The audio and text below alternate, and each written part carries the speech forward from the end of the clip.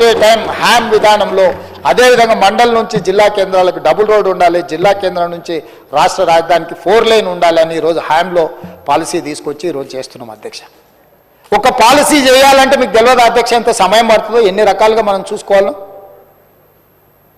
ఇలాంటి కలుషితమైన మనుషులు ఉండి ఏదైనా ఆరోపణ చేయాలని చేస్తుంటే ఈరోజు మేము తీసుకొస్తున్న విధానాలు మీకు తెలియదు అధ్యక్ష. హైదరాబాద్ నగరంలో ఔటర్ రింగ్ రోడ్డు లోపల గ్రామ పంచాయతీ ఉంది, మున్సిపాలిటీ ఉంది, మున్సిపల్ కార్పొరేషన్ ఉంది, జిహెచ్ఎంసీ ఉంది అధ్యక్ష. 4 రకాల పరిపాలన వ్యవస్థలు ఉంటే ఎవడు తోసినట్టు వాడు చేస్తుంటే దేనికి పొంతం లేకపోతే ఔటర్ రింగ్ రోడ్డును మొత్తాన్ని inside of outer ring road core urban reason అని తీసుకొచ్చి గ్రామ పంచాయతీలో, మున్సిపాలిటీలో, మున్సిపల్ కార్పొరేషన్లో అన్నిటిని ఒక యూనిట్ కింద తీసుకొచ్చి కోర్ అర్బన్ రీజన్ మొత్తం నెట్ జీరో సిటీ కింద కాలుష్యాన్ని నియంత్రించాలని 3000 ఆర్టీసీ బస్సుల్ని ఎలక్ట్రిక్ బస్సులను తీసుకురావాలని, ఎలక్ట్రిక్ వెహికల్స్కి 0 ట్యాక్స్.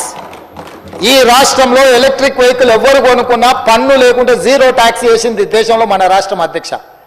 ఈరోజు ఆటోలు కొనుక్కోవడానికి ఎలక్ట్రిక్ ఆటోలు కొనుక్కుంటే పన్ను రద్దు చేసింది మనం అధ్యక్ష.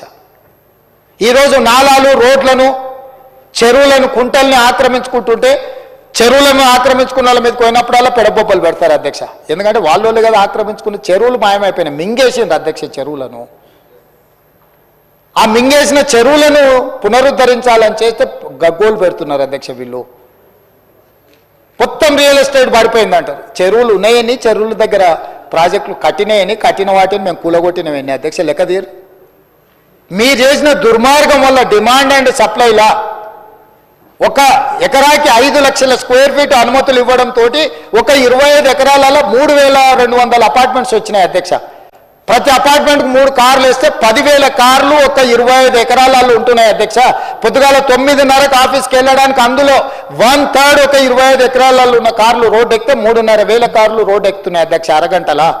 అట్లాంటి 30 వెంచర్లు ఒక దగ్గర ఉంటే 30 లక్ష కార్లు రోడ్డు ఎక్కితే అసలు ట్రాఫిక్ ఉంటుందా? ఈ అపార్ట్మెంట్స్కు తగ్గట్టు డ్రైనేజ్ వ్యవస్థ ఉందా? ఈ 3000 అపార్ట్మెంట్లలో ఒక్కొక్క అపార్ట్మెంట్లో 5 ఏసీలు పెట్టుకుంటే ఆ ఏసీలతో ఉత్పన్నమయ్యే కాలుష్యం ఎంత అని నేను అడుగుతున్నా అధ్యక్ష. ఎట్లా అధ్యక్ష, ఎట్లా ఈ నగరాన్ని సర్వనాశనం చేసి కమిషన్లు ఇస్తారు, 10%, 20% కమిషన్లు తీసుకొని అనుమతులు ఇచ్చి ఇవాళ మొత్తం సర్వం. హై రైజ్డ్ కట్టొద్దంటలేము అధ్యక్ష, ఆకాశ హర్మాలు కట్టాలి. గతంలో కాంగ్రెస్ పాలసీ తెచ్చింది, ఆకాశ హర్మాలు కట్టాలంటే విడుతు తగ్గాలి, పొడుగు పెరగాలి, ఓపెన్ ఏరియా ఎక్కువ ఉండాలి. ప్రతి ఎకరాకు ఎంత స్క్వేర్ ఫీట్ నువ్వు అనుమతిస్తున్నావు అనేది లెక్క అధ్యక్ష, ఎంత హైట్ పోతున్నావని కాదు. ఒకప్పుడు 125,000, 150,000 స్క్వేర్ ఫీట్ అనుమతి ఉంటే ఒక ఎకరాకి. ఈ దుర్మార్గుడు మున్సిపల్ శాఖ మంత్రి అయినాక 5 లక్షలకు పెంచి 1,00,000 స్క్వేర్ ఫీట్ కమిషన్ల కింద కొట్టేసిన చరిత్ర వాళ్ళది అధ్యక్ష. ఎన్ని ఇచ్చినో అన్నిటి మీద చిత్తశుద్ధి ఉంటే రా సభకు వచ్చి నువ్వు ఇచ్చిన అనుమతులు ఏంటి, అనుమతుల వెనకాల జరిగిన కుంభకోణం ఏంటి, విచారణకు రా వచ్చి నువ్వు డిమాండ్ చేయి, అప్పుడు చెప్తా నీ సంగతి. ఈ రకంగా ఈరోజు అందుకే outer ring road inside core urban reason, outer ring road out side up to regional ring road వరకు సెమీ అర్బన్ రీజన్, RRR నుంచి అవతల రూరల్, ఇక్కడున్న పరిశ్రమలన్నిటిని కూడా బయటకు తరలించాలి, పారిశ్రామిక వాడల్ని ఇవ్వాలి, పెట్టుబడులు పెట్టాలి, ఉద్యోగాలు పెంచాలి, ఉపాధి అవకాశాలు కల్పించాలని ఒక బృహత్ ప్రణాళిక తీసుకొస్తున్నాం. ఒక ఫ్యూచర్ సిటీనే నిర్మించుకుంటున్నాం అధ్యక్ష. దానికోసం ఫ్యూచర్ సిటీ డెవలప్మెంట్ అథారిటీని క్రియేట్ చేసినాం అధ్యక్ష. ఒక ప్రత్యేకమైన ప్రణాళిక ద్వారా నాగార్జున సాగర్ రోడ్ నుంచి శ్రీశైలం రోడ్డు మధ్యలో 56 రెవెన్యూ విలేజ్లు, 74 గ్రామాలను ఒక ఫ్యూచర్ సిటీ కింద 1,00,000 పైన ఎకరాలతో ఒక అద్భుతమైన నగరాన్ని ఒకప్పుడు ఎప్పుడో చండీగఢ్ నిర్మించిన ప్రణాళికబద్ధంగా అని చెప్తారు అధ్యక్ష. ఈ దేశంలో మళ్ళీ ఆ తర్వాత ఒక ప్రణాళికబద్ధమైన నగరం రాలేదు. అమరావతిలో వాళ్ళు ఏదో ప్రయత్నం చేశారు, అది ఆగిపోయింది. ఈరోజు మనం ఒక ఫ్యూచర్ సిటీ డెవలప్మెంట్ అథారిటీని క్రియేట్ చేసి ప్రపంచ దేశాలతో పోటీ పడే ఒక గొప్ప నగరంగా నెట్ జీరో సిటీ, కాలుష్యం లేని పర్యావరణ పరిరక్షణతో ఒక సిటీని నిర్మించాలని ఇలా ప్రయత్నం చేస్తే దానికి కాళ్ళు అడ్డం పెడతారు అధ్యక్ష. HMDA చేస్తే దానికి కాళ్ళు అడ్డం పెడతారు అధ్యక్ష.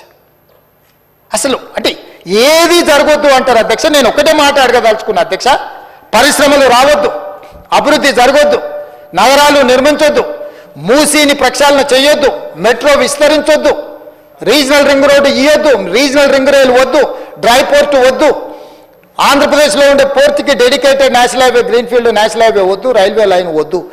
ఏది వద్దు అని అంటే తెలంగాణ రాష్ట్రం దివాలా తీయదా అధ్యక్ష? ప్రతిపక్షంగా వాళ్ళు చెప్పాల్సిన లగచర్లు తమరు అమ్మమ్మ గారు ఊరు అధ్యక్ష మీకు తెలుసు, పోలేపల్లి ఇవన్నీ తమరు అక్కడనే పెరిగిండ్రు. ఒక 1300 ఎకరాలలో మనం ఒక పారిశ్రామిక వాడం తీసుకొచ్చి మన వెనుకబడిన ప్రాంతంలో వేలాది మంది నిరుద్యోగ యువకులకు ఆడబిడ్డలకు ఉద్యోగ అవకాశాలు అని ముఖ్యమంత్రి అయిన నేను తమరు స్పీకర్ అయినరు. మన ప్రాంతంలో ఒక ప్రాజెక్టు తీసుకుంటే కలెక్టర్లను అధికారులను బండరాలతో కొట్టిస్తారా అధ్యక్ష? ఇది మంచి పద్ధత? కొట్టిన వాళ్ళ మీద కేసు పెడితే దాని తప్పు అట్లా ఇది అంటారు. అంటే పోలీసులు ఏం చేస్తారు అధ్యక్ష? కలెక్టర్లను కొట్టొచ్చా? రాళ్లతో సంపమని వీళ్ళ ఆదేశాలు ఇవ్వచ్చా? వాళ్ళ మాజీ ఎమ్మెల్యే గారు సంపూర్ణ వస్తాయని చెప్పింది నిజం కాదా? వాళ్ళ మీద కేసు కడితే దాన్ని తప్పు అంటారు అధ్యక్ష. అంటే రేపు ఒకవేళ మీ మీద దాడులు జరిగితే కూడా కేసులు కట్టొద్దా? ఒకవేళ మీరు ఎక్కడైనా పర్యటనకు పోయినరు సేమ్ అట్లనే అక్కడ కొంతమంది ప్రజలు మాకు పరిశ్రమలు కావాలి, పరిశ్రమలు పెట్టాలి అడ్డుకుంటున్నందుకు మిమ్మల్ని కూడా బండరాళ్ళతో కొడతామని మీ కార్ల మీద బండరాళ్ళు ఎత్తేసి మిమ్మల్ని చావు బతుకుల మధ్యలో పరిగెత్తించాను అనుకో ప్రజలు, అప్పుడు కూడా నేను కేసు పెట్టొద్దా? మరి చెప్పండి ఆ మాట. చెప్తే ఆటవిక రాజ్యానికి వదిలేద్దాం, ఎవరైనా దాడులు చేసుకోవచ్చు, ఎట్లయినా పోదాం. మీకు రక్షణ కావాలి, రక్షణ వలయం ఉండాలి, మిమ్మల్ని ప్రభుత్వాలు కాపాడాలి.